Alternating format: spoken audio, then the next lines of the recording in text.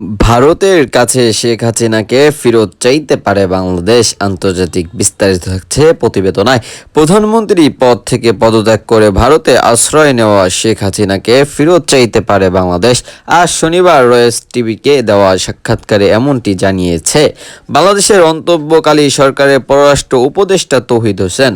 পররাষ্ট্র উপদেষ্টা বলেন, বাংলাদেশের স্বাস্থ্য ও অনলাইন মন্ত্রণালয় শেখ হাসিনাকে ফেরত চাইতে পারে, যেহেতু তার নামে অনেকগুলো মামলা। তবে ভারত সরকারের জন্য এটি বিশেষ পরিস্থিতি সৃষ্টি করতে পারে।